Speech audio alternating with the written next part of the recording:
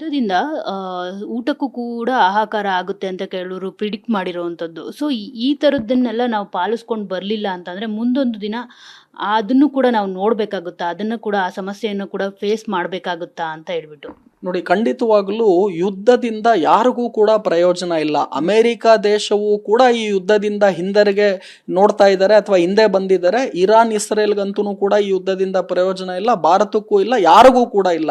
So ಹಾಗಾಗಿ ಮುಂದಿನ ದಿನಗಳಲ್ಲಿ ಫಸ್ಟ್ ನಾವೇನ್ ತಿಳ್ಕೋಬೇಕು ಅಂದ್ರೆ, ಯುದ್ಧ ಎಲ್ಲ ಜಗಳಕ್ಕೆ ಕಾರಣ ಆಗಬಾರದು. ಮಾತುಕತೆಯ ಮುಖಾಂತರ ನಿಮ್ಮ ಪ್ರಾಬ್ಲಮ್ಸ್ಗಳೇನೇ ಇದ್ರು ಅದನ್ನ ಬಗೆಹರಿಸ್ಕೋಬೇಕು. ಆಮೇಲೆ ನಾವು ಇಂಡಿವಿಜುವಲ್ ಆಗಿ ಬರೀ ನಮ್ಮ ದೇಶ ಇಂಪಾರ್ಟೆಂಟು ಅನ್ನೋ ಬದಲು ಎಲ್ಲರೂ ಕೂಡ ಒಟ್ಟಾಗಿ ನಾವು ಖಂಡಿತವಾಗ್ಲೂ ಇರಬಹುದು ಅನ್ನೋದನ್ನು ಕೂಡ ನೋಡಬೇಕು. ಸೊ ಈ ಯುದ್ಧ ನಿಂತು ಬಿಟ್ರೆ ಈ ಎಲ್ಲಾ ಪ್ರಾಬ್ಲಮ್ಗಳೇನಿದೆ ಅದಕ್ಕೆ ಸೊಲ್ಯೂಷನ್ ಇಮಿಡಿಯೇಟ್ ಆಗಿ ಸಿಗುತ್ತೆ ಅಂತ ಹೇಳ್ತೀನಿ. ಹಾಗಾಗಿ ದೇವ್ರು ಖಂಡಿತವಾಗ್ಲೂ ಟ್ರಂಪ್ಗೆ ಒಳ್ಳೆ ಬುದ್ಧಿ ಕೊಡ್ಲಿ. ಹಾಗೂ ಬೇರೆ ದೇಶದ ಏನು ಪ್ರಧಾನಿಗಳಿದ್ದಾರೆ, ಪ್ರೈಮ್ ಮಿನಿಸ್ಟರ್, ಪ್ರೆಸಿಡೆಂಟ್ಗಳು ಮತ್ತೆ ಟ್ರಂಪ್ ಫ್ರೆಂಡ್ಸ್ ಯಾರ್ಯಾರಿದ್ದಾರೆ, ನೀವು ಕೂಡ ಒಂದು ಕಿವಿ ಮಾತನ್ನ ಟ್ರಂಪ್ ಕೊಡಿ, ಈ ಯುದ್ಧದಿಂದ ಏನು ಪ್ರಯೋಜನ ಇಲ್ಲ ಅನ್ಬಿಟ್ಟು. ಸೊ ಹಾಗೂ ಇರಾನ್ ಇಸ್ರೇಲ್ಗೂ ಕೂಡ ಬುದ್ಧಿ ಬರಲಿ. ಸೊ ಈ ಯುದ್ಧ ಮಾಡೋದ್ರಿಂದ ನಮಗೂ ಕೂಡ ಏನು ಪ್ರಯೋಜನ ಇಲ್ಲ ಅಂತ. ಹಾಗೂ ಇಡೀ ವಿಶ್ವಕ್ಕೆ ಸಂದೇಶ ಏನು ಅಂದ್ರೆ, ಯುದ್ಧದಿಂದ ನೀವು ನಿಮ್ಮ ಪ್ರಶ್ನೆಗಳಿಗೆ ಉತ್ತರ ಸಿಗೋದಕ್ಕೆ ಸಾಧ್ಯ ಇಲ್ಲ. ಅದನ್ನ ನಿಲ್ಲಿಸ್ಬಿಟ್ಟು ಯಾವ ರೀತಿ ನೀವು ವಿನ್ ವಿನ್ ಸಿಚುವೇಶನ್ ಇಬ್ಬರಿಗೂ ಕ್ರಿಯೇಟ್ ಮಾಡಬಹುದು ಆ ಕಡೆ ಗಮನ ಕೊಡಿ.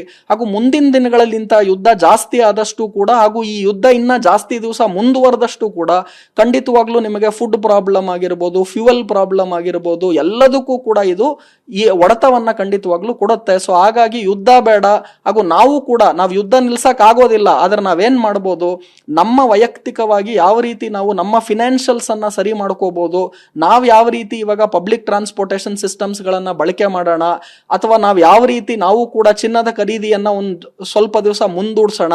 ಆಮೇಲೆ ಮೋದಿ ಅವರು ಹೇಳಿದ್ರು, ಎಡಿಬಲ್ ಆಯಿಲ್ ಅಥವಾ ನಾವೇನು ಅಡಿಗೆ ಅನಿಲ ಅಂತ ನೀವು ಅಥವಾ ಅಡಿಗೆ ಎಣ್ಣೆ ಅಂತ ನೀವೇನ್ ಕರಿತೀರಾ, ಅದರ ಖರೀದಿಗಳು, ಅಥವಾ ನೀವು ಈ ಫಾರಿನ್ ಫ್ರೂಟ್ಸ್ ಅಂಡ್ ವೆಜಿಟೇಬಲ್ಸ್ ಈ ತರ ಏನೇನ್ ಮಾಡ್ತೀರಾ, ಪರ್ಫ್ಯೂಮ್ಸ್, ಇದನ್ನೆಲ್ಲ ಖಂಡಿತವಾಗ್ಲೂ ಕಡಿಮೆ ಮಾಡಿ ಆದಷ್ಟು ಸ್ವದೇಶಿ ಬಳಕೆಯನ್ನ ಮಾಡಿ ಅಂತ ಅವ್ರು ಏನ್ ಹೇಳ್ತಾ ಇದ್ದಾರೆ, ಅದು ಖಂಡಿತವಾಗ್ಲೂ ಒಳ್ಳೆ ಮಾತು.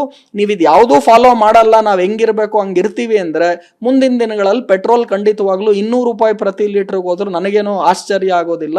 ಮುಂದಿನ ದಿನಗಳಲ್ಲಿ ನಮಗೆ ಎಸೆನ್ಷಿಯಲ್ ವಸ್ತುಗಳ ಬೆಲೆಗಳು ಕೂಡ ಜಾಸ್ತಿ ಆಗ್ಬಿಡುತ್ತೆ. ಅಂದ್ರೆ ನೀವು ಇವತ್ತೊಂದು ಎಜುಕೇಶನ್ ಬೇಕು, ಅಥವಾ ನಿಮಗೆ ನಾವು ಹಾಸ್ಪಿಟಲ್ ಅಥವಾ ಹೆಲ್ತ್ ಬೆನಿಫಿಟ್ಸ್ ಗಳು ಬೇಕು, ಇದು ಯಾವುದೂ ಕೂಡ ನಿಮಗೆ ಕಡಿಮೆ ಬೆಲೆಗಳಲ್ಲಿ ಸಿಗಲ್ಲ. ಸೊ ಹಾಗಾಗಿ ಈ ಮೋದಿ ಮಾಡಿರುವಂತಹ ಸಜೆಷನ್ಸ್ ಗಳನ್ನ ನಾವು ಪಾಲನೆ ಮಾಡೋದ್ರಿಂದ, ಎಲ್ಲಾ ರಂಗದಿಂದನೂ ಕೂಡ ನಾವು ನೋಡೋದ್ರಿಂದ, ಎಲ್ಲಾ ವಲಯಗಳಿಂದ ನೋಡೋದ್ರಿಂದನೂ ಕೂಡ ಅದು ಪಾಸಿಟಿವ್ ಬೆನಿಫಿಟ್ಸ್ ಗಳನ್ನೇ ಕೊಡುತ್ತೆ.